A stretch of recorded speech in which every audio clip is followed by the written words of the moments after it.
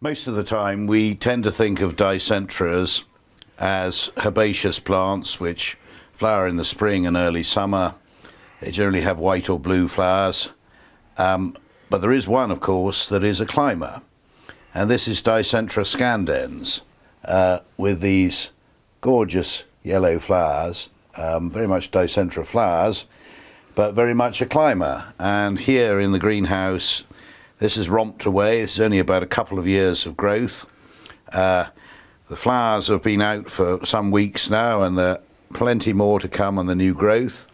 And when you look closely, you can already see that the flowers that are finished, we've got the pea-like new seed capsules just forming away there, which will allow us to propagate this climbing Dicentra very easily, although it's easy enough from very softwood cuttings when you pinch out little bits from the tips of the new growth, which is quite fiddly, and you've got to go back to a node and probably just take a little bit like that as you're cutting, and you'd get rid of the flower.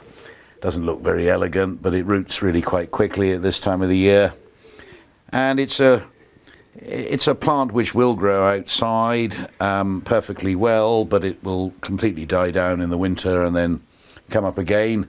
It's a plant which needs something to grow up, something for it to grow up through, or you need to tie it up as we have done here.